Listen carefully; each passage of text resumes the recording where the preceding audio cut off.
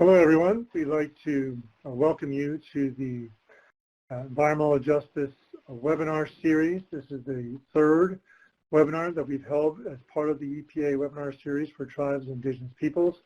This is also part of the Office of Grants and Environment webinar series, and that's an organization within the Office of the EPA, and they're the ones who are co-hosting this event along with EPA's American Indian Environmental Office and the Office of Environmental Justice.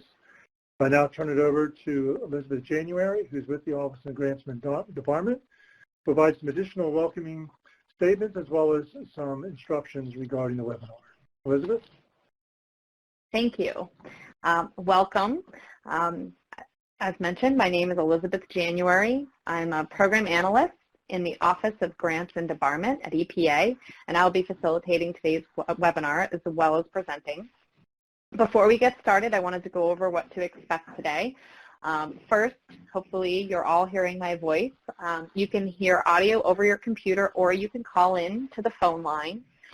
So if you, for some reason, are experiencing some audio issues, whichever method you called in or joined us with, try the other one, and hopefully that will resolve things.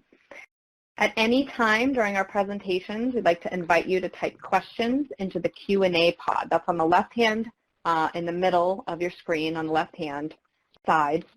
And we'll do our best to answer them throughout the webinar, and we'll also be opening the line up for questions after the presentations. And we'll share a Q&A document after the webinar.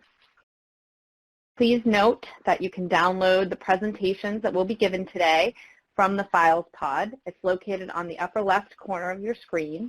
You just click on the file you want to download and either click Download File, or there's a little arrow pointing down depending on what version of Adobe Connect your computer is using.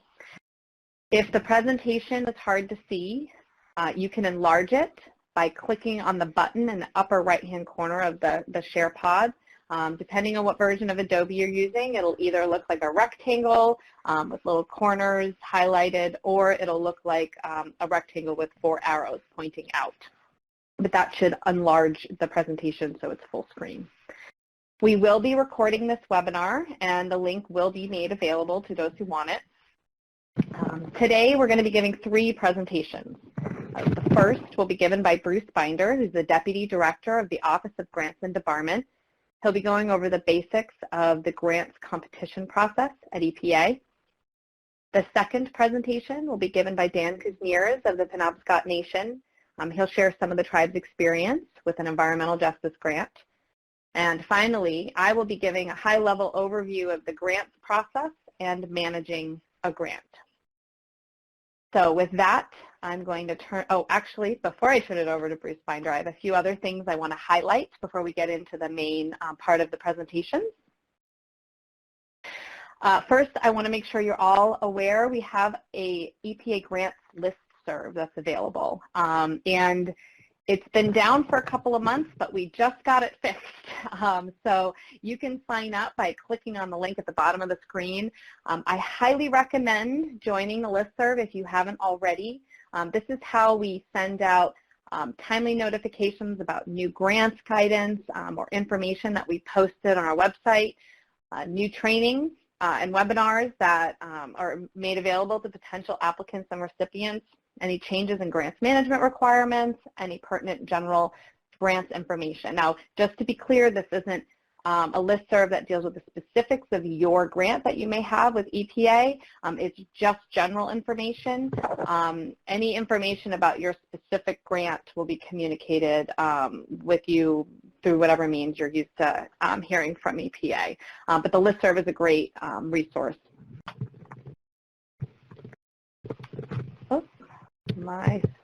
Okay, sorry. My slides are being temperamental here. I also want to draw your attention to our grants management training, which is broken up into 6 modules so that you don't have to sit through hours of training. It's on your own time whenever you want to do it. And you can check it out by clicking on that link. I just recommend just bookmarking it. But each of the modules takes you through a different phase of grants management. It's not a required training, and it is the audience is all types, entity types. So it's not specifically geared towards tribes, but definitely your organization type was thought of when the training was developed. So it's definitely applicable, and we encourage you to check it out. Also, we still have COVID-19 grant flexibilities in place. We have a guidance document that I linked to up on the screen here. You should be able to click on it that covers all of the things that we're doing to provide flexibilities during the pandemic. And the FQs relating to all aspects, grant procedures, allowable costs, disruption of operations if you have a grant ongoing that's been disrupted by COVID-19, procurements, extensions, competitions, and even suspension and debarment. So if you're not already familiar with it, please be aware that it's out there. Also, hopefully you're all aware, but just in case you're not, there have been updates to our main set of regulations to CFR 200. Most of them went into effect in November, but there were a few that went into effect in August. We do have I have a link to some guidance that was published in the Federal Register up on the screen that you can read about all the changes that were in November, that took place in November. And we also have our own guidance document that goes over the changes that went into effect in August. I'm not going to go into them in detail during this webinar, so please check out those resources if you want to know more about that. And now I'm going to turn it over to Bruce Binder, the Deputy Director of the Office of Grants and Debarment. Bruce? Thanks, Liz. So first of all, I want to welcome everyone to the webinar. We're excited of presenting them. We typically do about 4 a year that are open generally to anybody. So we're excited to be doing these to a more targeted audience, and we look forward, depending on need or interest, to continuing doing these in the future. As said earlier, if you have any questions, just present them. We'll try to answer as many as we can, and at the end of the day, we hope that you find this information useful and productive and helps you further your interest in EPA's programs. So I'm just going to give a basic overview of the competitive process for EPA grants. Some of you are probably already familiar with it, but it's always good to go over it and emphasize some new things that are going on. So the first thing is to find out whether we have any competitive opportunities available or what they are. You would search for them on www.grants.gov, and that's the government-wide website where all competitive opportunities and other opportunities are posted for the public. All government agencies use it. And for the competitive opportunities, they're sort of described in a what's called a synopsis, which is a summary. That's like the first thing you'd see when you identified an opportunity. And that just highlights some important information that relates to the opportunity with respect to, how much money is available, who's eligible, the deadlines. And then if you're interested in that, there'll be a link or something you could click where you would then be able to access the full solicitation or announcement. On grants.gov, and we'll talk about this a little bit later, there are a lot of different search parameters that you could utilize to identify opportunities you might be interested in and set up automatic notifications that you would get notifications when a particular opportunity that met the criteria you had established was posted. So you don't have to keep searching for it, going on to grants.gov every day if you don't want to. If you set something up, you'll get an email notifying you that an opportunity that meets your interests has been posted. In addition, at EPA, we've identified all of our grant programs as either discretionary or non-discretionary, just to provide that information to the public. And we have a list on the internet that lists all of our discretionary programs that are competed. So if you just wanted to get some basic information of all the different types and the range of programs that we have that are competitive and that over the course of a year or two would be typically issue a solicitation on grants.gov, you could click on that link.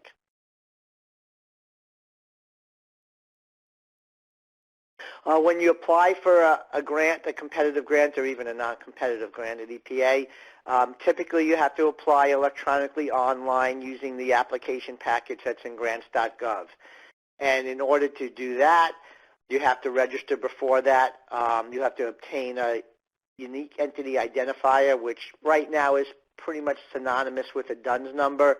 You have to register with the system for award management, and you have to make sure you're properly registered in grants.gov.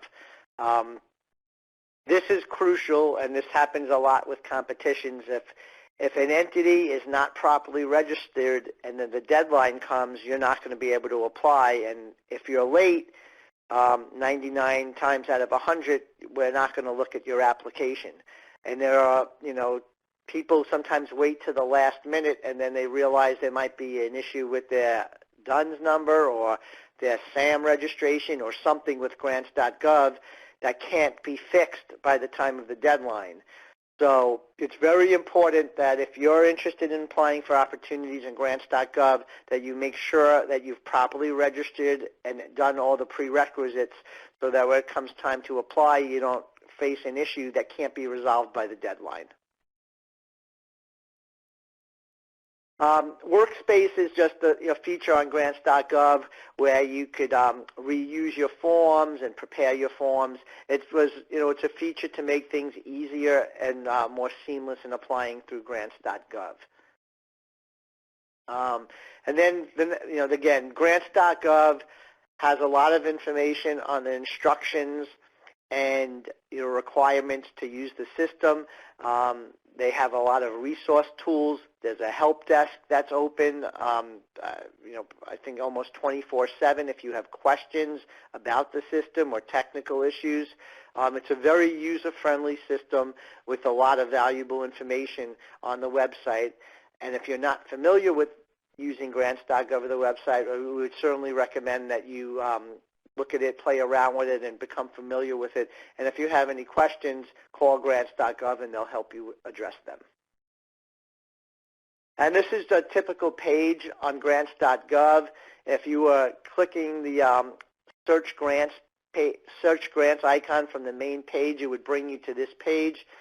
In the body of the page, it lists all the opportunities that are posted on a particular day. It's not broken down by agency or anything. It's just all of them that were posted that day that you're looking appear there. On the left side is how you could search by different fields. If you wanted to search for opportunities available to county governments, to tribal governments, you could do that. Or if you wanted to search by agencies, you could either do all agencies, which is what shows up on this page, or if you wanted EPA, you would scroll down and click EPA, and then just the EPA opportunities would appear. The Managed Subscriptions page, this is just the page where you would be able to set up any notification system you wanted to get notifications about opportunities that are being posted. You see here, you could subscribe to just news, subscribe to all new opportunities. So every day if something was posted, you'd get the email of that. Or you could subscribe to specific opportunities or different searches. It's all up to you, but it's a very good feature that they have, and it enables applicants to be able to fine-tune what their searches that they may be interested in. In addition to grants.gov, many EPA program offices post on their own EPA website their opportunities. They're not different than what's on grants.gov. It's not like we post some competitive opportunities on our websites and some on grants.gov. All of them go on grants.gov. But sometimes the program offices might want to elaborate more about an opportunity or provide some additional information, so they post it also on their websites. In addition, if you just wanted to get general information about all of EPA's assistance listing programs, or for that matter, government-wide, the programs, you could look in the assistance listings, which used to be known as the Catalog of Federal Domestic Assistance, or CFDA. And we've included the link to that too. That is just something, if you want to, again, just gather some general familiarity with EPA's programs, see types of programs we have, get some basic information about them all. The CFDA is a very good resource for that type of information. And the next few pages will just, show what a CFDA listing looks like and what type of information is included in them. This is one for a water program we have, and on the left you'll see an assistance listing really contains those sections: overview, financial information. It just, again, it's probably 2 pages, and it's just a very good initial resource if you just wanted to get a basic understanding of the type of programs that we have. And this applies government-wide too. All other government agencies have their programs identified in the assistance listing, and CFDA also. In addition to grants.gov and the CFDA, EPA has a competition page on the website where we have some basic information about our programs. We have our competition policy posted there.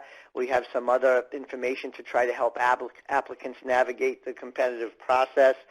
And we also have information about who received awards under prior competitions. So if you were, interested to see, who got an award in 2017 under a particular competition, we have that information listed there too. I think we go back about 5 years. In addition, these are just links to resources on grants.gov for applicants, how to use it and everything. And again, if you're not familiar with grants.gov and you think you might be interested in applying for an EPA opportunity, we would suggest that you become familiar so you don't face that issue that a deadline's approaching and you haven't done all the prerequisites to be able to apply and you miss out on an opportunity. The next few slides are just to identify the parts of a solicitation and what type of information is included in each section.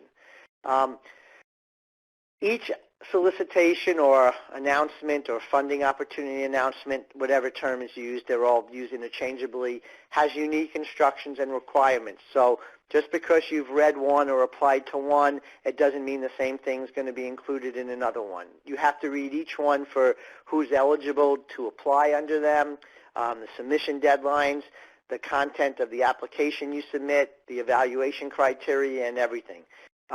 While there is some information that's similar in every solicitation, they're also unique in various respects also. So you just have to, look at each one individually.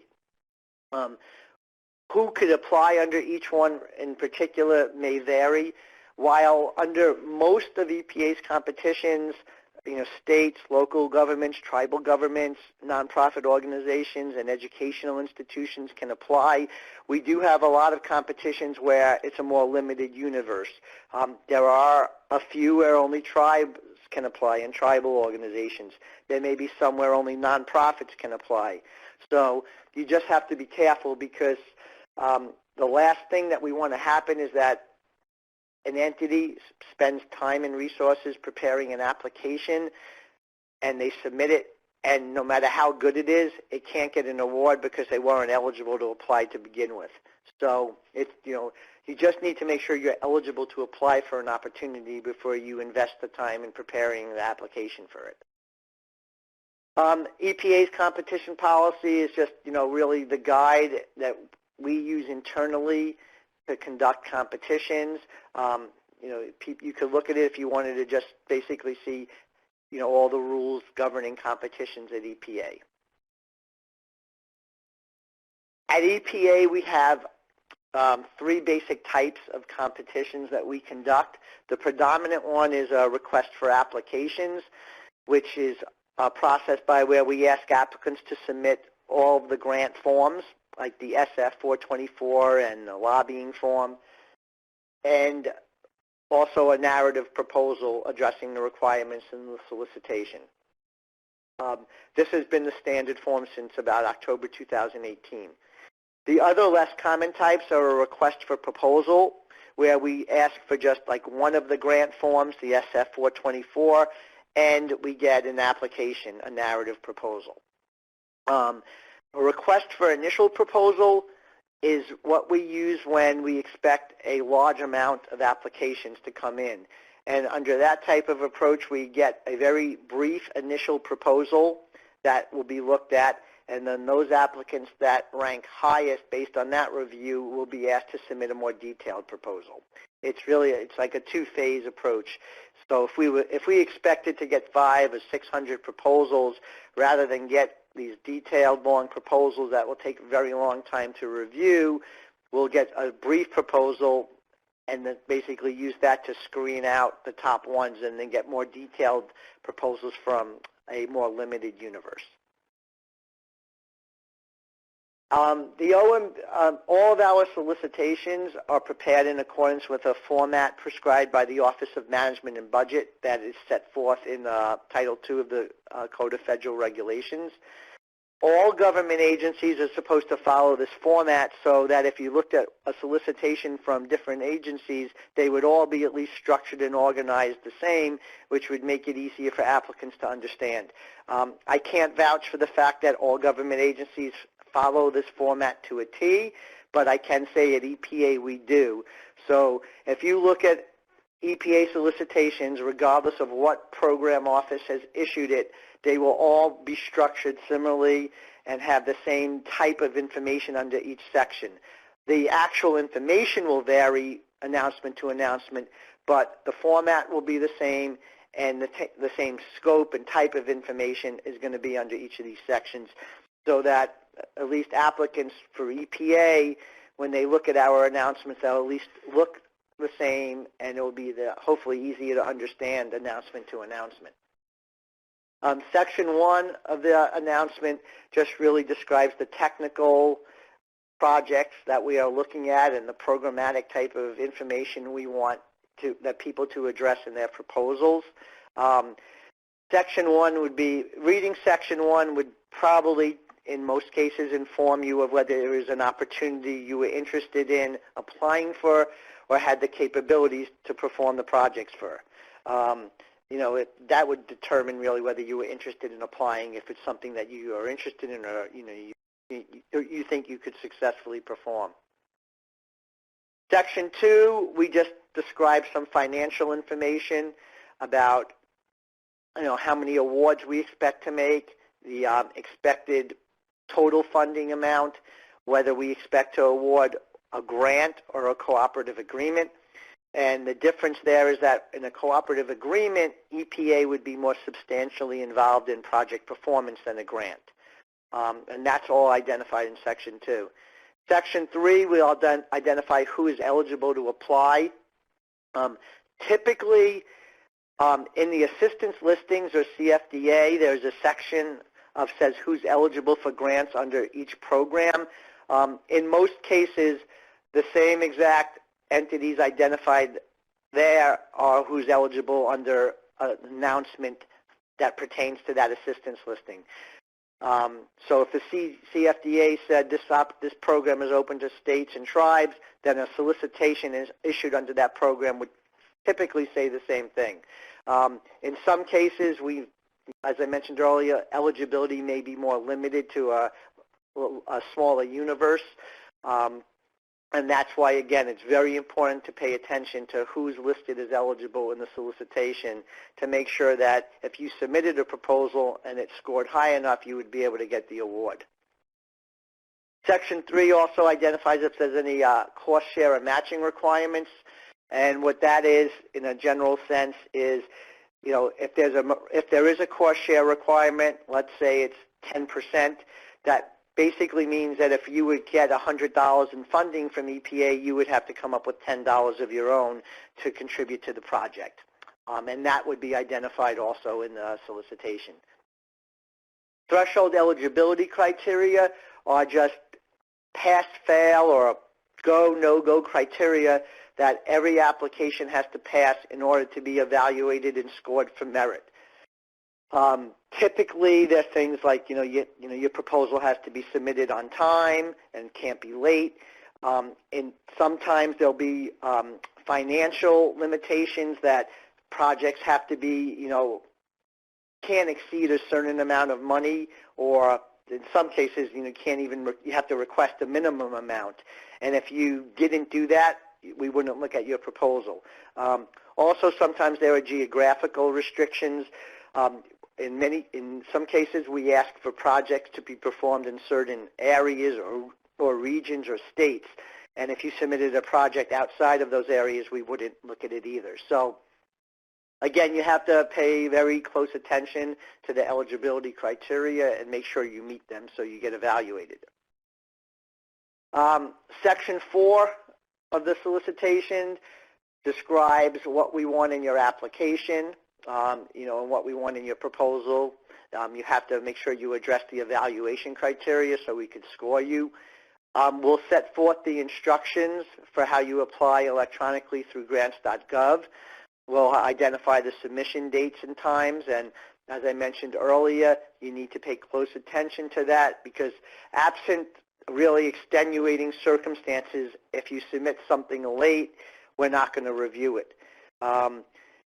There are sometimes there's acts of God or weather type of things or things that just completely unforeseeable that might prevent someone from applying on time through no fault of their own. And in those cases, we will be flexible. As Liz mentioned earlier, there's also some flexibility because of COVID, that if something COVID-related prevented an applicant from being able to apply on time and there was nothing they could do about it, we'll try to be flexible with that too. But in most cases, you have to submit the application on time. It's really a matter of fairness that if other applicants could submit it on time and somebody else can't, it's just not fair for them that we're going to accept someone who submits it late. Also, there's always the concern if someone submits it late, they have spent more time preparing the proposal than everybody else, and that's not fair also. So while we try to be flexible in certain difficult circumstances, the general rule is, you need to be on time. Same thing with page limits. In many of our, in almost all of our solicitations, there will be a page limit that applies to the proposal. And if you exceed that page limit, we will not read the extra pages. So if there was a 10-page limit for the proposal and you submitted a 15-page proposal, we won't throw you out of the competition. We'll still review it. But any information beyond page 10 we won't look at. So, that's going to arguably put you at a competitive disadvantage when we score your proposal if we're not looking at the extra 5 pages that might have some very relevant information. So, again, you need to pay attention to the page limits, and, it's the same thing with the deadlines. It's a matter of fairness. If we just let people exceed the limits and looked at it all, that wouldn't be fair to all the other applicants who were heeding the page limits. Section 5 just identifies the evaluation criteria that we will use to evaluate your application.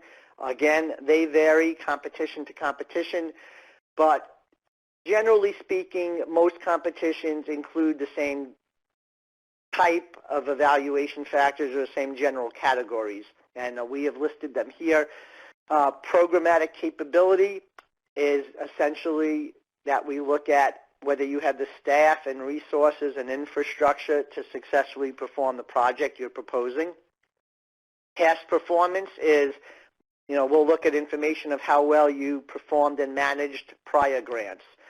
And the common question that comes up with that is, what if I don't have any prior grants? How are you going to evaluate me?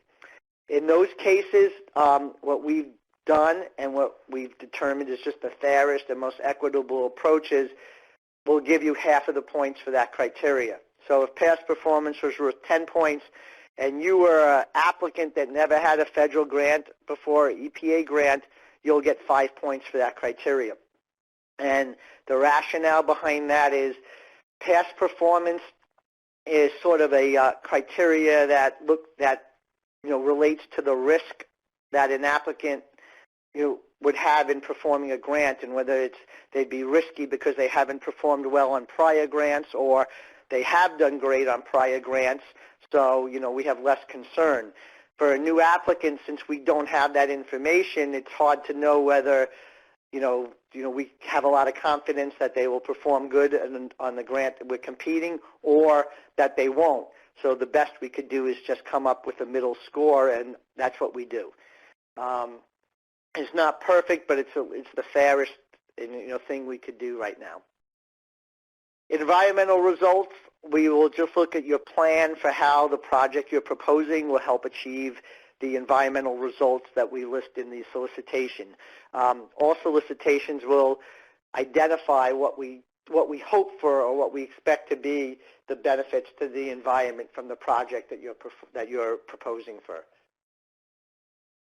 Timely expenditure of grant funds is just a criteria that looks at what plan or approach you have to making sure that if you receive an EPA grant, you'll be able to expeditiously spend the funds.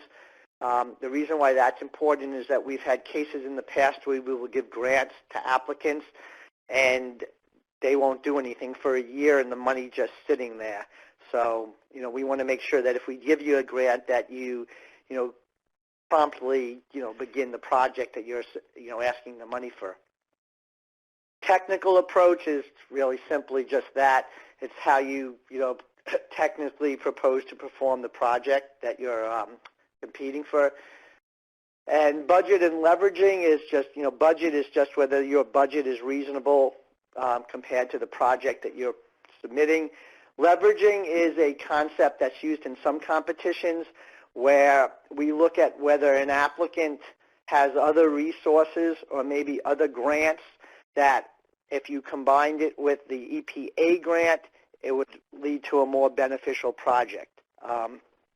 Also, leveraging is when, if there's a competition, when there is no cost share or a match that's required, that applicants are still allowed to voluntarily propose a cost share. That they don't have to, but they do, just to show that basically we'll get a bigger bang for the buck. So that's an evaluation criteria that's used in some competitions also.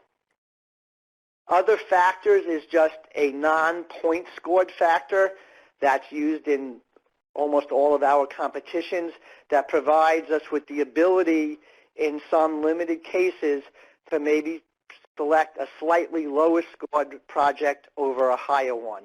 And that may be because that lower scored one might meet some EPA policies or priorities better than the slightly higher scored one. Or the typical case is, if we're going to make, let's say we're doing a competition and we're going to make 10 awards and it's a nationwide competition, and it just turns out that, the top 10 are all from Region 7. They're all in one region. Rather than make all awards concentrated in one geographic area, we could use these other factors to spread out the awards so that there are awards made throughout the country. It's not used to pick someone who scores 20 points lower than somebody else. It's really when, there's a bunch of very high-scored proposals that are within a few points of each other, and there's some really good, legitimate reasons why you would pick a lower one over a higher one. And excuse me, Section 6, we just identify some miscellaneous administrative information that applies to the competition or awards.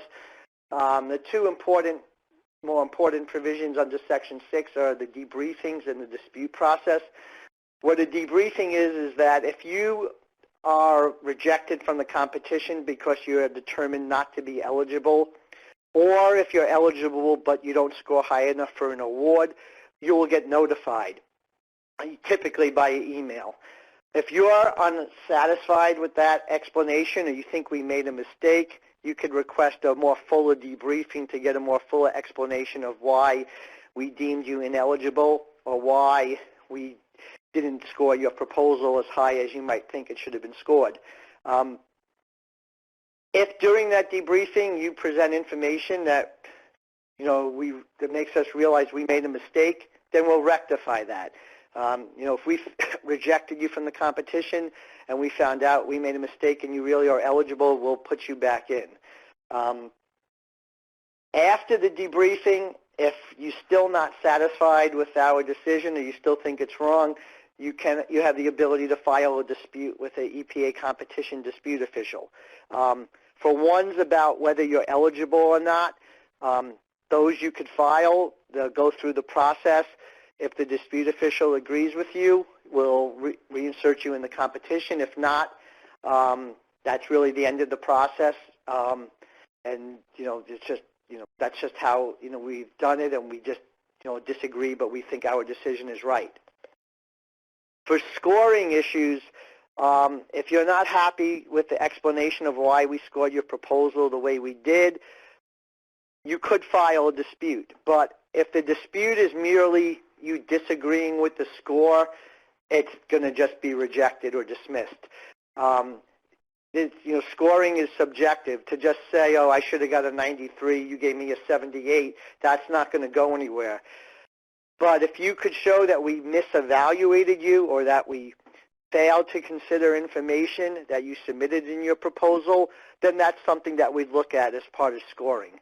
But the whole point of the debriefing and the dispute process is that we want to provide constructive feedback so you could improve on future proposals, and also provide a transparency in a process that we're human too, and we make mistakes, and we've made mistakes, and we've let people back in the competition, or we have rescored them. I mean, we look at this and take it seriously.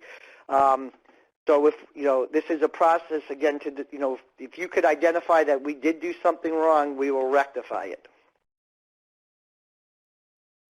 Section 7, we just identify who the contact points are in a competition if you have questions. And Section 8 is, again, it's really just some miscellaneous information. After we issue a solicitation, we occasionally need to modify it, principally because we've decided we need to extend the due date, or, upon re-looking at it, we realize there's a mistake we have to fix. Or, even if an applicant has contacted us and they identified some ambiguity we think we have to clarify. So in some cases, we'll modify an announcement. Because of that, it's important that if you are interested in an EPA competition and you apply for it, you sign up to get automatic notifications if we change that solicitation. And again, you would do that through grants.gov. So if we posted a solicitation and you were interested in it, and I think there's just a box, you click a box to get updates if we make any changes to it. If we change it before the due date, you'll get a notice that we've changed it. And that's important because if you don't sign up for that and you don't get notified of it, if you look at a solicitation on a certain date and we change it after that date, and you're not aware of that, and we changed it in some significant way that affects your project, you're going to submit something that may not be responsive anymore. So, again, it's important that if you're interested in something that we are advertising, that you sign up to get notified if we make any changes to it. During a competition, questions invariably get raised about, there's communications that applicants might have with EPA. And again, in order to make sure that our competitions are fair, there are limitations on what we can and can't discuss with applicants while our competition's pending.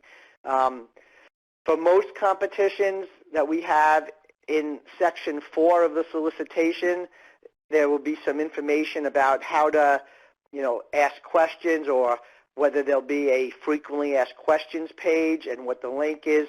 Or in some cases, the offices will have webinars, and there will be the logistical information for the webinars, where people are allowed. They'll have 1 or 2 webinars, and they'll go over the solicitation and also entertain questions from applicants.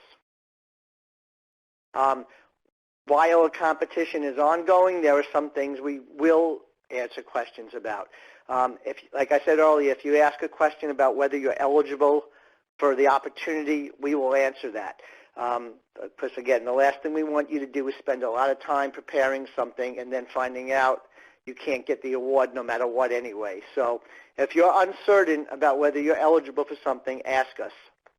Again, if there's some things in the solicitation you don't understand, you know, typically sometimes, you know, in the past particularly before we got really specific, we would list a page limit and it would say 15-page limit. Well, sometimes people would say, is that single or double spaced, things like that.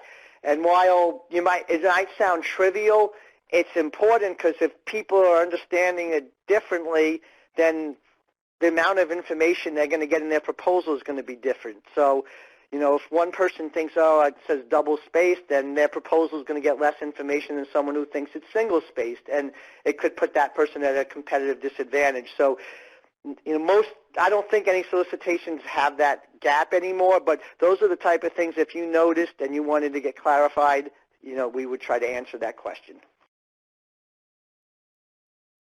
Some things we won't do is we won't write applications for anybody. We won't review or comment on draft applications. And in short, we're not going to provide any information to one applicant that would give them a competitive advantage over anybody else. You know, we try to run these as fairly as we can with everyone on the same, you know, equal footing. This slide just really is a summary of what just all discussed. And again, if you have any questions, you could reach out to me, Liz, or Val, or Miranda. Our office sort of provides oversight of the competition process at EPA for all the programs. We don't actually run each program, but you know, our office really, again, we oversee it, we provide guidance, we review things. So if you had a question about a particular competition, the person to call would be that who's identified in Section 7 of the solicitation.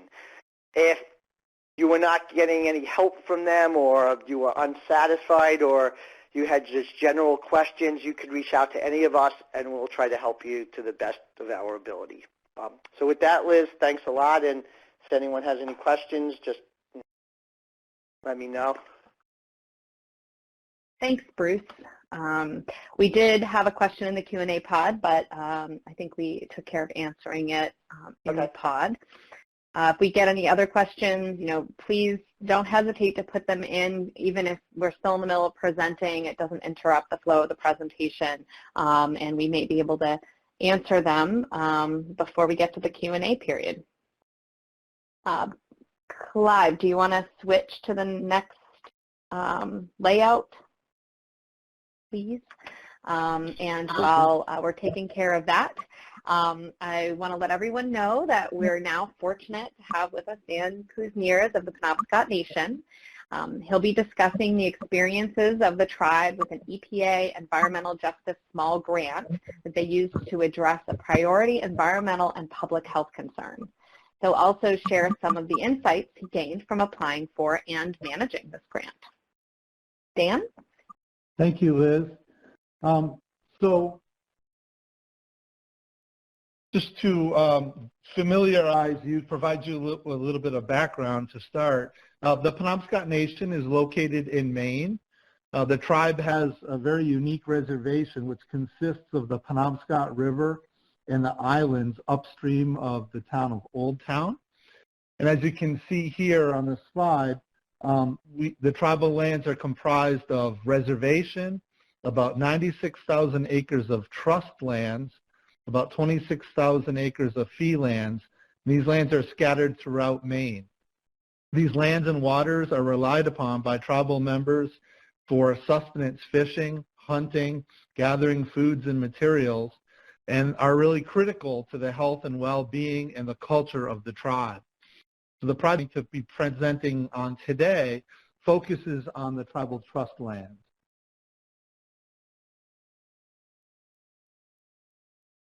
So this project was funded in FY 2020 by the Environmental Justice Small Grants Program through EPA, and it's a collaborative. Penobscot Nation Department of Natural Resources and Water Resources Program was the lead on it, but we also have partnered with Diane Kopek, who's a mercury expert here in Maine, from the University of Maine's George Mitchell Center for Sustainability Solutions, and also the Sawyer Environmental Research Laboratory. So the problems or the issues that we're trying to address in this project, the culture, traditions, and the health of tribal members are inextricably tied to the environment of their reservation and their trust lands. Currently, we have health advisories in place which limit the consumption of fish and wildlife from reservation waters from the Penobscot River due to industrial discharges which have put dioxins, furans, PCBs, mercury, and other contaminants into those foods. So one of the questions we were concerned about is are tribal members turning to the trust land, lakes, and ponds to get their fish consumption from those places. These are largely very remote ponds and lakes, and they do not have any kind of waterborne discharges. So anything that will be coming in there would largely be airborne. And mercury in Maine is a big issue, widespread throughout the state. We have data on mercury levels from some fish from some of our trust lands, but it's very limited and it's very outdated. So we really need to have this mercury data in order to advise tribal members about fish consumption. So some of the approach that we took to address these issues in this project, first we created a tribal mercury advisory committee, which was to guide the project. And this group of people, this committee, is comprised of some of our natural resources people, tribal guides, elders, cultural experts, and other like educational type of people that would have knowledge that we think would be really helpful to guide the project. And so they helped us with things such as sampling locations, what species people collected from various ponds. In some cases, they actually assisted us with collections of fish, also to assist us with communicating our results to our target community audience. The goal was to collect fish in the fall of 2019, and then also to do some winter sampling from select lakes and ponds that we could get to in the wintertime that were open for fishing. The goal was to collect from up to 8 lakes or ponds, 2 to 8 fish species per water body, and a target of 8 fish per species per water body. We also wanted to collect crayfish species where we could find those from each water body. The goal for our budget was to target up to 500 samples. The next thing would be to process and collect data from those and measurements from the fish that we collected. And then we would analyze those tissue samples for total mercury. And this is one of the really interesting parts of the project is analyzing fish tissues for contaminants can be fairly expensive. Mercury is not as bad as a lot of others, but it's still pretty pricey. So what we were able to do was to partner with the Sawyer Environmental Research Lab and also with Diane Kopak at the university in order to work out analytical training of our tribal natural resources staff so that we could get a reduced cost for the sampling or for the analysis, but also to help internally build tribal capacity. Our next step was to evaluate these findings in relation to different pond or watershed characteristics. And then we were going to develop a report and outreach and communication resources, such as like a technical report, a brochure that would advise people about reducing their mercury exposure based on things such as what species, what water body. We also would utilize our website to put out some information. We're going to have a community forum to communicate the results and also to have presentations to our tribal school. And ultimately, we hope to use this project and these data to design a long-term mercury monitoring program. This here is an example of a wild food safety series brochure that we've developed with what we know already about, particularly for the river, the fish species that are there. So ultimately, we'll take the data from this project and use it to update this brochure, which effectively, we think effectively communicates these results into something that's very understandable for the community, for our target audience. So some of the major accomplishments that we've had so far, we developed a quality assurance project plan. We've had 3 meetings of the Tribal Mercury Advisory Committee. We successfully collected most of the target fish, the numbers of fish that we needed. Sorry about that. From most of the lakes.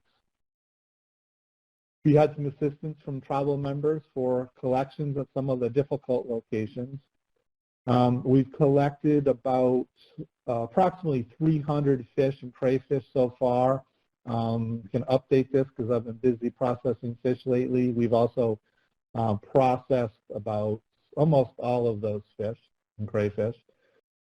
And to date, we've analyzed 112 of these samples for mercury. We've trained 3 tribal staff and a tribal university student on these mercury analyses. Here's just some photos of the different components of the project, of us collecting fish and analyzing the fish tissues at the laboratory. Some of the problems and solutions that we've encountered along the way, it's inevitable you're going to have problems. When you write your work plan and your quality assurance plan, it's just that, it's a plan, and some things are going to happen. So we did run into some challenges with collecting some of the targeted species from certain locations and getting the sample size that we wanted. We just couldn't get them all that we wanted in the fall. So we modified our CLAP to extend the sampling collection into the following spring and summer. COVID obviously had some implications for us. We had a complete shutdown of our tribal lab and offices. So we were able to resume with doing the collections in the field with some restrictions.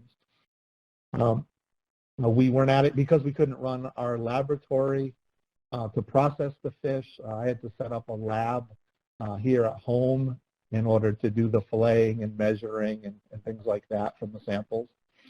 Also, the university lab was closed, and we ran into, once they started to open back up, because the equipment had been shut down for a long time, there were some problems with the equipment. So there had to be some repairs made to them and quality control checks done on them. So we have just resumed doing the mercury analysis today.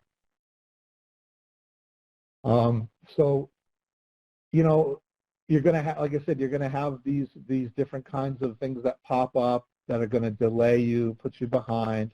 But we were able to just, go to our project officer, and the EJ office granted a project and budget period extension. So the take home is, you're going to have problems that come along the way. Just work with your project officer to get an extension or modify things if needed. So I just wanted to talk a little bit about some things that we found that were helpful when we developed our EJ grant. Make sure that you get set up to use grants.gov workspace ahead of time. Don't wait until the last minute. You are going to have some information that has to get approved before you can begin submitting things. And then the other thing you can do in the meantime is start preparing all your documents and have them, all in a folder someplace electronically, so that you can organize, so that you can easily upload them when you start filling it out on grants.gov. Make sure that you follow the RFP very carefully. Be sure to clearly address all the different elements of the work plan and put them in the sections where they belong. Don't make reviewers look for the information by burying it in with a bunch of other info. Be concise. We found that in this case with the EJ project, there's a work plan template. We found that very useful. There's also, in the EJ grant, there's a logic model that you need to fill out, and that describes the resources that you're going to be using, the different activities, the outputs that are going to come from it, who your target audience is, and short, middle, and long-term outcomes. And it's just sort of a simple one-pager that really helps you to be concise with what you're going to do with your project. We also found that there were some resources available on the EJ website, such as EJ Screen, which we're able to use to help us get some statistics that were helpful. We also were able to use local census information from the tribe in order to describe our community. Remember that if you're going to do any kind of environmental measurements, you're going to have to develop a quality assurance project plan. That's not something you have to submit with your proposal, but just be aware that you're going to have to develop that. And that can take a long time if you've not done one before. So make sure that you account for that in your project planning and in your budget. We found it was really important to talk about community participation and benefits. You know, what is the capacity that this project is going to help build that doesn't already exist? So that is all that I have for my presentation. Here's my contact information if you'd like to get in touch with me to ask any questions. Thank you, Dan. Clyde, can you put up layout 3, please?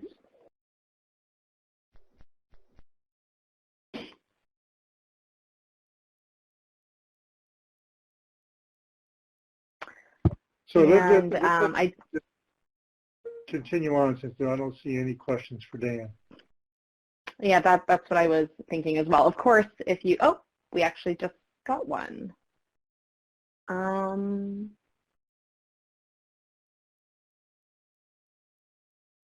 Looks like, I'm not sure who should take this question. I'll read it out loud.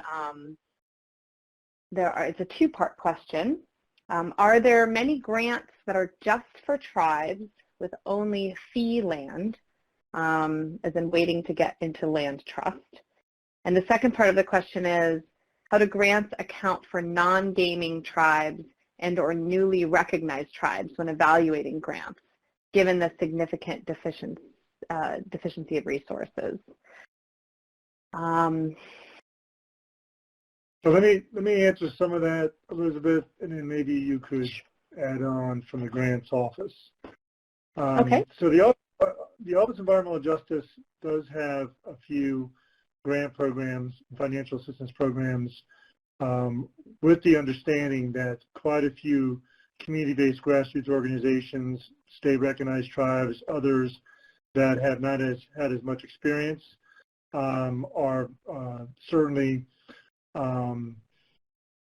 not able to compete with those that do have a lot of experience. So our grant programs are specifically for community-based grassroots organizations and state-recognized tribes and federally recognized tribes for that exact reason that you point out in that question. So there aren't any particular grants for tribes with only fee land per se, but the EJ small grants and the EJ collaborative problem solving cooperative agreements are specifically for community-based grassroots organizations, tribes, including state-recognized tribes and non-recognized tribes, those that have formed as a nonprofit, if you will, and have that designation. So hopefully that helps answer some of those questions that were posed. And I don't have anything to add to that. I think that was very thoroughly answered. Lee, if you do have additional clarification that you're seeking, you can continue to enter that into the Q&A pod, or if it's easier, you can wait until we open up the line. Well, actually, we can take questions over the line now if if it's a good time. I don't want to miss out on some of these questions that might need more back and forth. But we also will have another opportunity at the end of the presentations, and of course you can continue to use the Q&A pod. And just I want to draw everyone's attention to the chat pod. Dan went ahead and put his email address and phone number into the chat pod for anybody who wants to take down his contact information. And maybe just so we don't lose it, I'm going to copy and paste it up into the notes pod just so it doesn't disappear on us. So the upper left-hand corner, there's a notes pod. You may need to use the scroll bar to scroll down beyond the conference ID, but I put his contact information up there for everyone as well. And remember, you can download the materials using by clicking on the files, and my contact information and presentation is on there as well. Thank you. Yes, that's an excellent point. You can download his presentation. It's the third one in the files pod, and he has his contact information on that last slide there. So let me go ahead and proceed, Okay. Elizabeth. We can take other questions at the end. Sure. Okay, so I'm just going to give you a high-level overview of managing a grant. I am going to go over a little bit of the preparing a proposal and application part of it that Bruce touched on and Dan as well, but I'll try to just focus on the points that are important to emphasize. So first, you know, grants.gov is absolutely the first place and really the only place to go and find, oh, someone is changing my slides on me. Okay. Grants.gov is the place to go to find, okay. If we could just be careful not to be playing with the buttons, the other presenters on the webinar, I'll control the slides. Thank you. So grants.gov has all federal opportunities. So it's not just for EPA, it's all of them. So it's really the best place to go and find those opportunities. And there are lots of neat search tools. You can search by pretty much anything you can think of and set up a subscription to receive notifications in your email about opportunities that come available, so you don't have to keep checking grants.gov just whenever you think of it. Bruce went over that a little bit, and I really highly recommend setting up some searches if you haven't done it already, because it'll help make sure you get notified right at the beginning as soon as that opportunity is available to give you that maximum amount of time to prepare your proposal and be competitive. The beta.sam.gov website, while it doesn't have current opportunities, it will help you determine which programs you want to look out for opportunities under.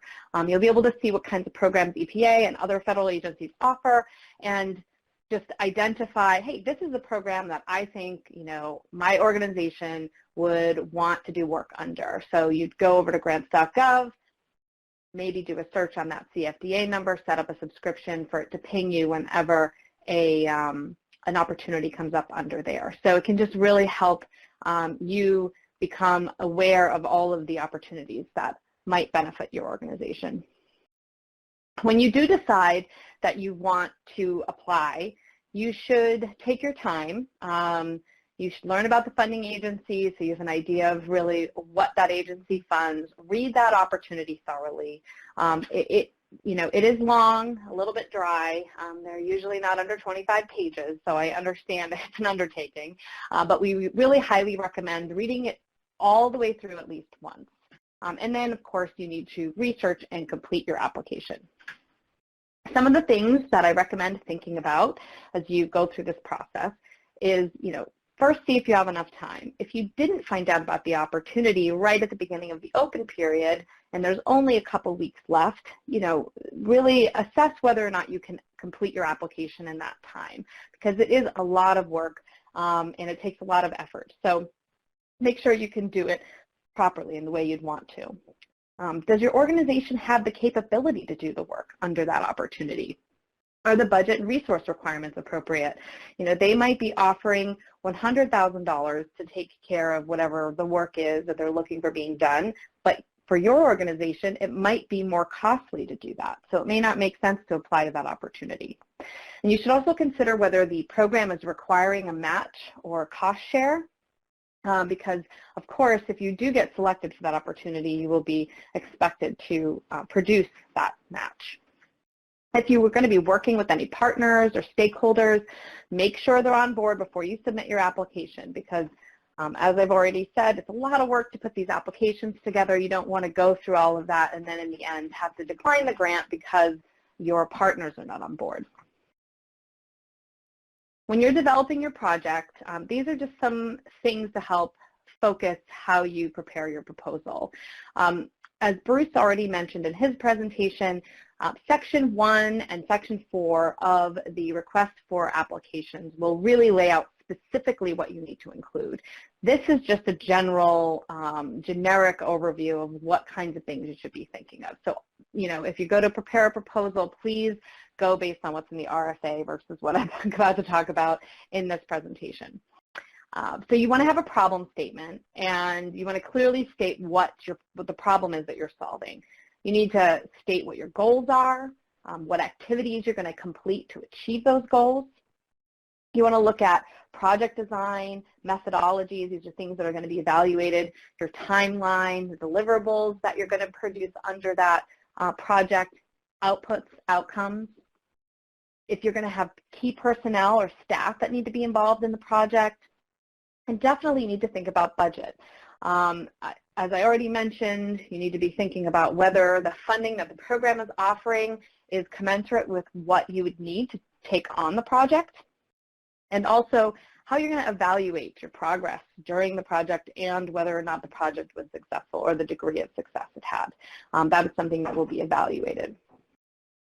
Your problem statement should be very clear and concise, and it should be well supported. Some of these programs are receiving many applications, and they're having to review a lot of different proposals. You don't want to make it difficult for the reviewer to find the information that they need to properly evaluate you. In your problem statement discussion, you should specify how you're going to be solving the problem with the funding you're going to get, and if there are any relevant or recent work things to cite, you should make sure to include that and reference any successes that you've had. Bruce mentioned outputs and outcomes that are, oh, someone's changing my slides again. Outputs and outcomes are something that you're going to have to address in any competitive application. The Section 1 of the RFA will go over what outputs and outcomes the program expects or is looking for under that particular program. So you'll need to address that in your project. In addition, you're going to have to develop measures to measure those outcomes. And if you want to learn more about outcomes and outputs and what the difference is and really why EPA pays so much attention to them, I encourage you to look at the environmental results order. There is a link that you can click on that slide that'll take you right to it. You need to be thinking about the procedures that you're going to be going through to measure these outcomes. And that'll include your project or product evaluation as well as your process evaluation. Budget. Now this is going to be a big portion of my presentation. It's really important. Oh, I just want to remind the other presenters on the webinar to please be careful not to be changing the slides. Thank you. Your budget is what transforms your project plan into monetary needs. I like to think of the budget as basically the same as your project narrative, only translated into numbers. Anything that you see in your budget should be easily reflected in your project plan. For example, if you have in your budget renting a boat to do sampling, but when I go to look at your project plan, I don't see anything about sampling or water in general, that's going to be a disconnect. So just make sure that they're connected. You want to make sure that your requested cost is actually an estimate of the funds that you need to complete it. Give us a true estimate of how much it's going to cost. You need to make sure your budget meets the cost principles, which can be found in 2 CFR 200 subpart E. I'll be going over that a little bit more in more detail later in my presentation. I also recommend you look at our budget guidance. which you can find in RAIN 2019 G02. It goes, a lot of what I'm going to be covering today in the webinar touches on it, but it goes into more detail in the budget guidance. So please bookmark that if you haven't already seen it. Your budget also has to include any match or cost share. Now, if the RFA requires match or cost share, make sure you include it in your budget. Otherwise, your project will be deemed ineligible. If you're volunteering cost share and match, please make sure to include that as well, especially if they're going to be evaluating proposals on it, because that can help give you an edge. If there's going to be any program income, we do highly recommend identifying it in your budget. Not because it will change whether or not you, score highly on your evaluation, but it's more of a preparatory measure. There's different rules associated with program income, and EPA needs to work with you on how that program income will be treated, and there are special terms and conditions that get attached to the grant to address it. So it's just good to know all of that up front. Your budget also needs to take into account your approach, procedures, and controls for ensuring that your awarded grant funds will be expended in a timely and efficient manner. That is something that everyone is evaluated on. You'll find it in Section 5 of the RFA listed as a criterion, and it will be in every solicitation. Your budget costs are broken up into direct costs and indirect costs. Direct costs are made up of several different categories, and I'm going to go over them here. The first one is personnel. These direct costs are for salaries, wages, allowable incentive compensation for any employees that receive W-2 forms. It's a good way to determine whether or not they're an employee or not. You would not include consultant costs or compensation for program participants, interns, or fellows who are not employees. So this is only for employees. I want to point out that if you don't have any personnel costs, that's a bit of a red flag. And EPA would want to ask for an explanation on how your award will be managed without personnel. You can get ahead of this question by explaining it in your budget narrative or your project plan, how you're going to manage the award without personnel costs. Fringe benefits go hand in hand with personnel costs. They cover things like leave, employee insurance, holiday bonuses. It's usually based on a rate that's applied to your personnel costs. Your fringe rate might be 35%, so you would charge 35% of whatever your personnel costs are. If you don't have a rate, that's okay. You just need to explain how you're arriving to your calculations and what process you use to determine your cost in this category. Travel is another direct cost category. You will only include travel costs for your employees in this particular category.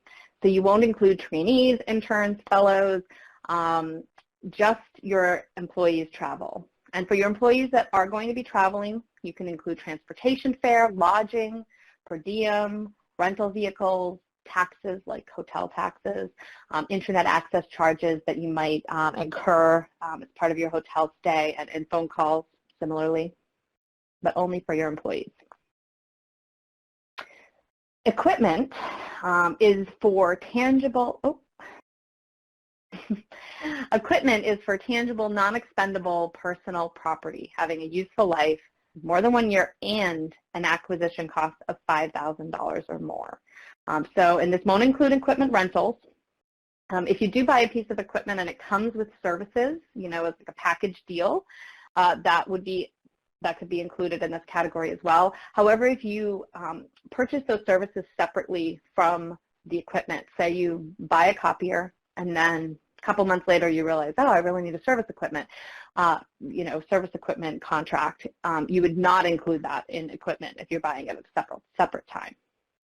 Something to keep in mind, your equipment list should be itemized, and anything that's in your budget under equipment will be approved, or once it's approved, that means you are able to purchase it and do what you need to do once you're awarded your grant. However, if you need to add any equipment after that fact, you will need to get prior approval to have it added to the budget and be able to be reimbursed for that cost.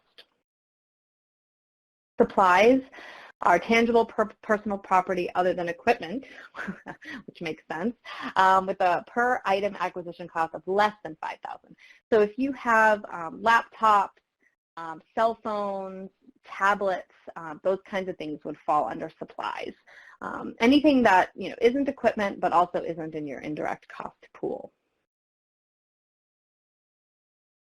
Contracts. I believe Bruce mentioned in his presentation that we discourage naming contractors in proposals. So I just want to highlight that here. So for competitive opportunities, if you name a contractor and that contractor is evaluated as part of your evaluation, and then it turns out you did not procure that contractor with compliant with the regulations, that may end up impacting your ability to actually receive the grant. So only include a contractor, name them, if you know you were compliant with the procurement standards in 2 CFR. If you're unsure, then do not include the name of the contractor, just the types of things that you're going to be contracting for. And that way, you will be evaluated based on that, and it won't matter which contractor you end up with. So if you're ever not sure, call the point of contact associated with the RFA, and they will help you figure out whether or not to identify them or not. But you'd include any contracts in here that are used to acquire property or services to carry out that particular project. And that would include consultants. And just as something to keep aware of, consultants are capped at a certain dollar amount for their rate. You can go to 2 CFR 1500.10 to learn more about that. It's a fairly high rate, so it shouldn't be an issue, but just be aware of it. You'd also include speaker fees, honoraria, and then if you have people that are going to be traveling that you want to reimburse that are not your employees, you would put their travel in this category. Construction isn't something you should be seeing much of in competitive opportunities, but it is a category under direct cost, so I want to make sure to cover it. It includes the erection, alteration, or repair of buildings, structures, or other improvements to real property, and also activities in response to a release or a threat of release of hazardous substance into the environment, or activities to prevent the introduction of hazardous substances into a water supply. The reason I say you won't see this very often or at all in a competitive opportunity is that most of our competitive programs actually are not authorized to fund construction. So it's not a choice really, it's just the statute doesn't allow for funding that type of activity. The last category in direct cost is other. This basically is just where you put things that don't fit in any of the other direct cost categories. Examples include insurance, indemnification, copying documents at copy centers. If you have third-party in-kind contributions that are going to be counted towards your cost share, this is where you would record those. Tuition remissions, scholarships, if you're going to be leasing or renting any equipment or office space, that would go here, and also participant support costs and subawards. So if you're working with a partner, not a contract, but you have a financial arrangement set up with a partner, you're going to be providing them a subaward to work with you on the project, that would go under this category. All right, the other half of the budget, indirect costs. So these are costs incurred for a common or joint purpose that benefit more than one cost objective or project. So basically your overhead. And currently, you can budget for indirect costs even if you don't have an indirect cost rate approved or an exception from EPA. But you can't draw down indirect costs until one of those things is in place.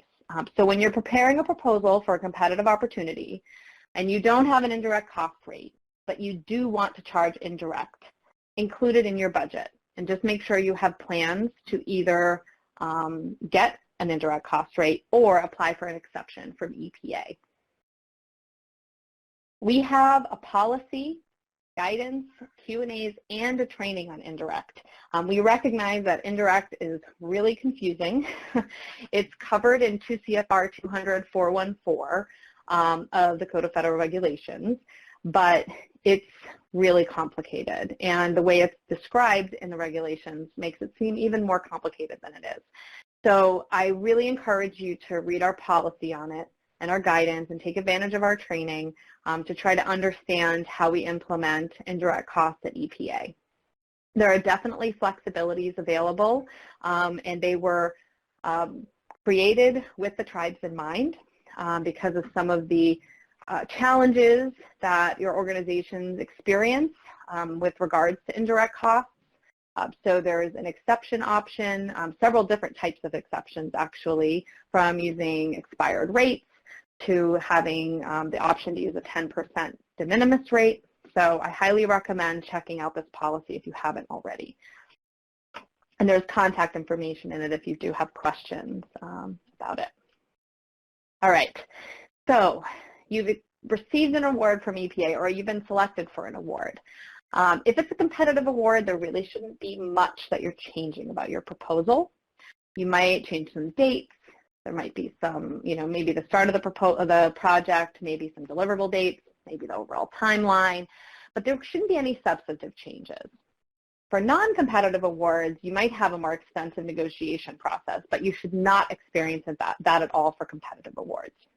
It would undermine the integrity of the competition to allow applicants or to ask applicants to change their proposals significantly after the competition is over. Pre-award certification. This is something EPA does for nonprofits currently, and the reason I include it in this webinar is that the types of things that we require of nonprofits are things we actually require of everybody. It's just being compliant with the regulations. So I like to point out some of the things that people may not be aware of. When you have an award, excuse me. Oh, I went the other way. There we go. When you have an award and you receive funds from EPA or any federal agency, those funds need to be deposited in a separate account. You have to have written accounting procedures that govern how you manage that money, and those have to be in compliance with the regulations. You need to have an accounting system that is capable of separately tracking all your expenditures and drawdowns against the budget. You need to have an inventory system in place for your equipment and supplies. And you need to have procurement procedures, and these also have to be in compliance with the Code of Federal Regulations. Same with the codes of conduct and also record retention. The EPA programs have different lengths of time that they require you to retain your records. So it's good to pay attention to what those regulations are and make sure that your organization's policies reflect that. When you are selected for an award, you'll get a letter from the program office saying, congratulations, you've been selected for an award. That is not the same as receiving an award. You have not actually received an award from EPA until you get a notice of award.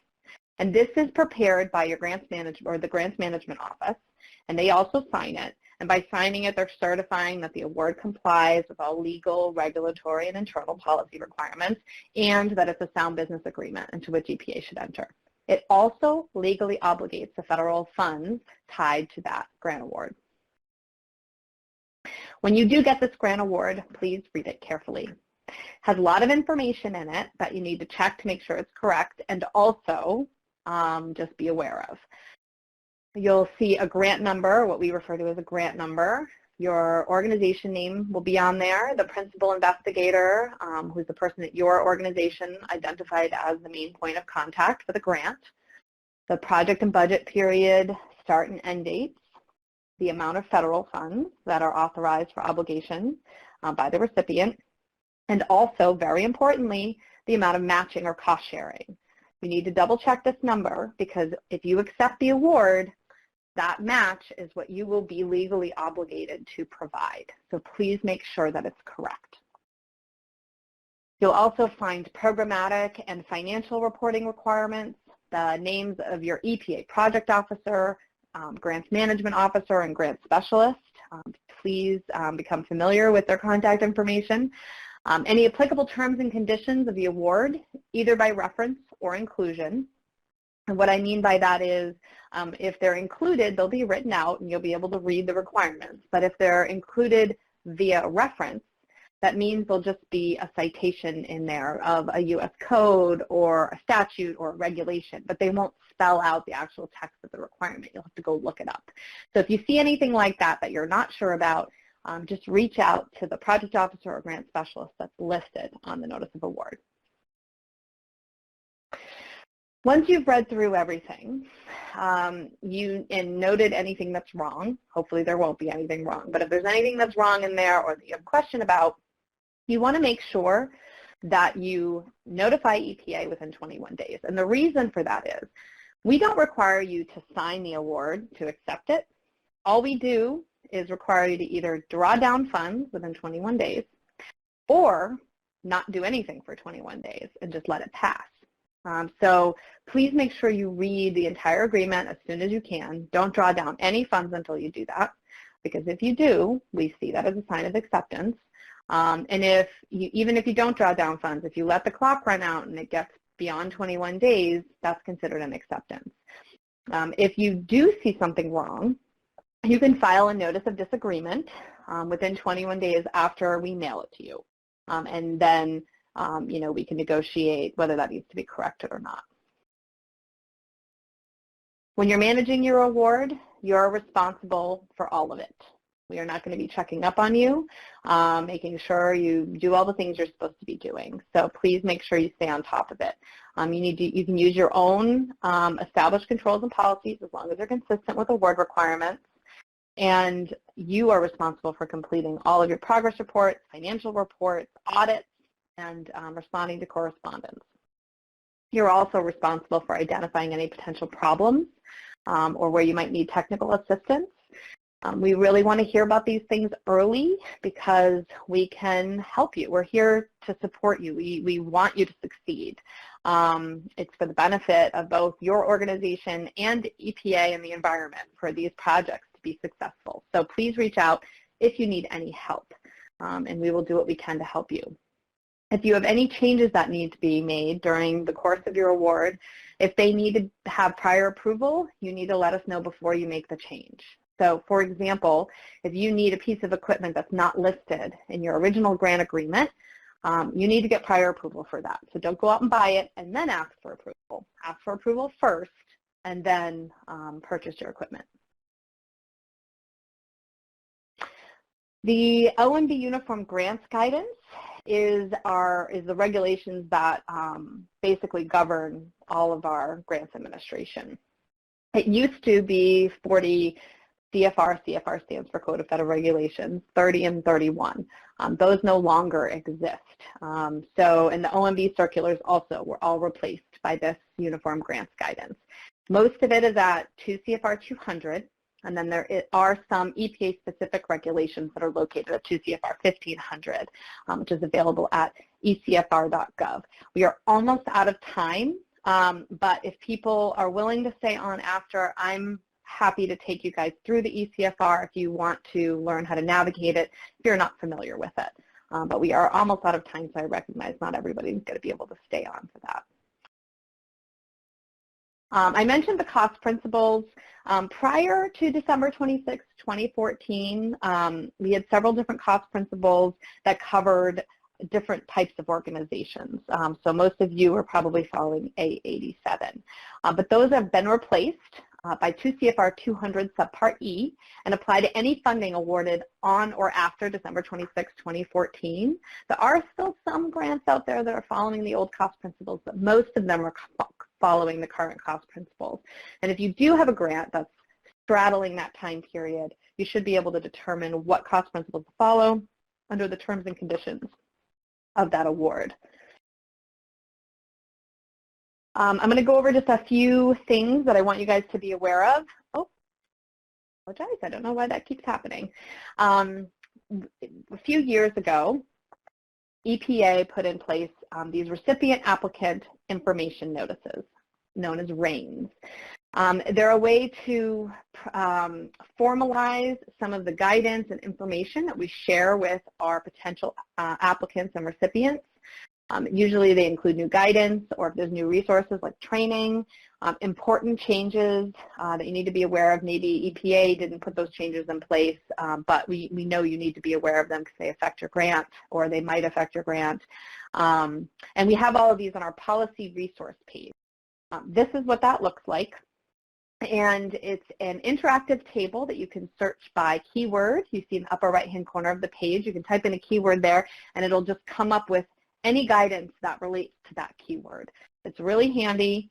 I really recommend bookmarking it. And if you join our listserv, anytime we put something new on here, you will get an email about it.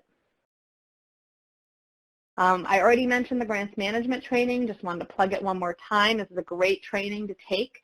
And if you do take it and you have feedback for us, you can reach out directly to me and give me that feedback. I'll have my contact information at the end of the presentation.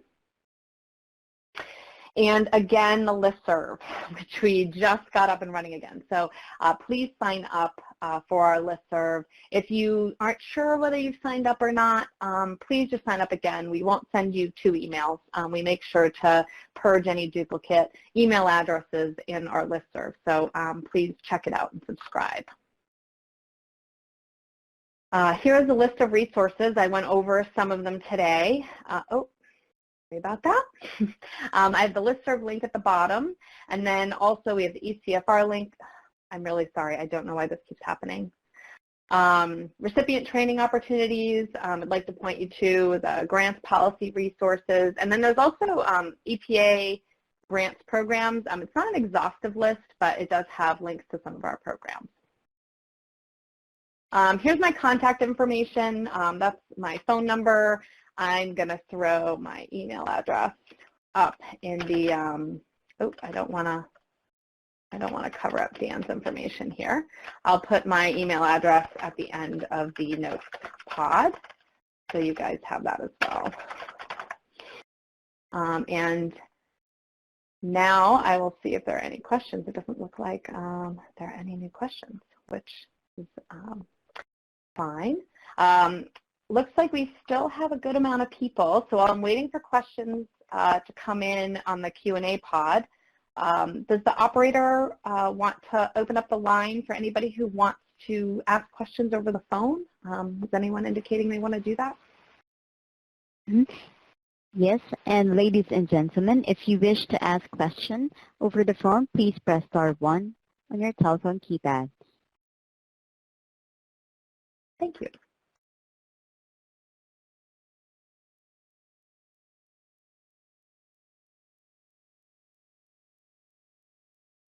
And of course, you're welcome to enter questions into the Q&A pod too, if you're more comfortable with that.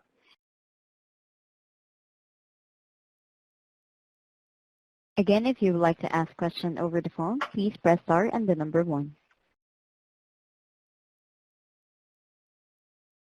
As we're waiting to see if others decide to ask questions, I do want to mention that the EJ Small Grants Program that was one of the programs that funded the project that the Penobscot Nation received and that Dan discussed.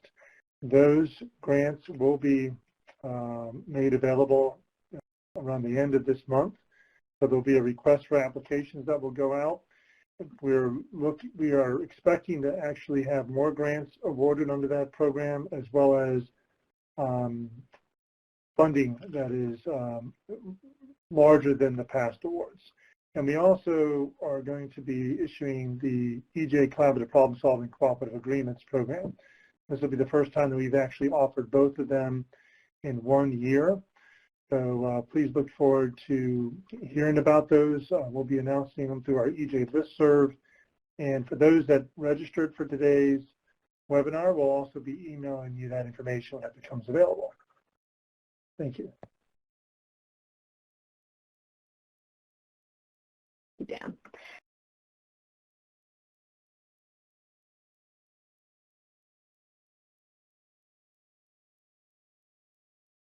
So are there any other questions for us?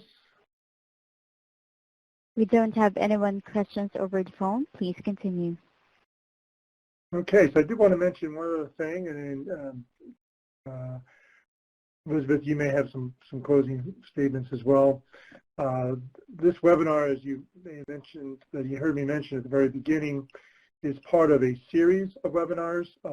There's the EPA Environmental Justice webinar series for federally recognized tribes and indigenous peoples. And there's a webinar series that the Office of Grants and Department has developed for grants, which is what this particular topic obviously was focused on. So if, once again, if you registered today, you're on our email list, and we encourage you also to join the EJ listserv. So you hear about other programs and opportunities to engage on environmental justice, and we will be sharing information with you directly about future webinars that are held within the EJ webinar series. And we have a couple of them coming up, one in March and April that are currently being planned. So we appreciate the time you've set aside to be with us today, and I want to thank the Office of Grants and Department in particular for all of their expertise, and for our special guest Dan for sharing his personal experiences. It's always one of the highlights of these webinars when we have folks that actually take the information and programs that the agency offers and shares how they're actually putting them into practice. So I'll turn it now over to you, Elizabeth, and Dan, to see if you all had any closing statements. Before I speak, Dan, do you have anything else you'd like to say?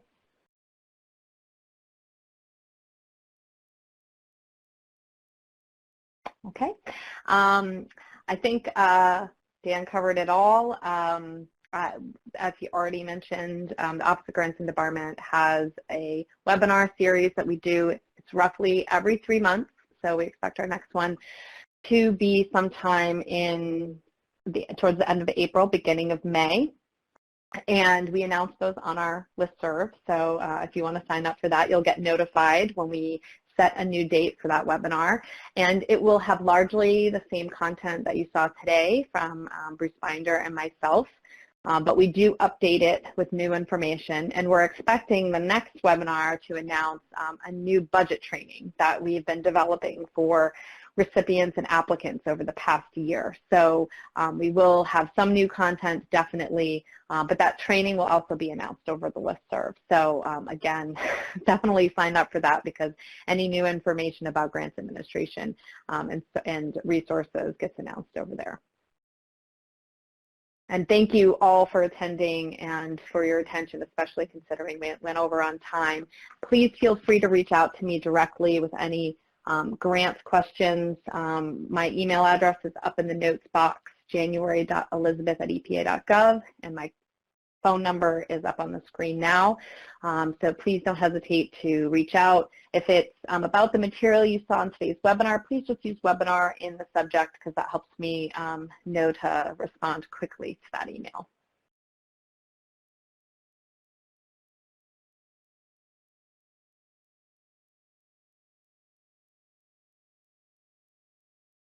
Okay, so it looks like you've ended, and enjoy the rest of your day, and we'll hopefully have you all participate with us in the future webinars.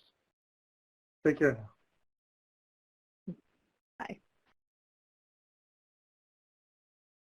Ladies and gentlemen, this concludes today's conference call. Thank you for participating. You may now disconnect.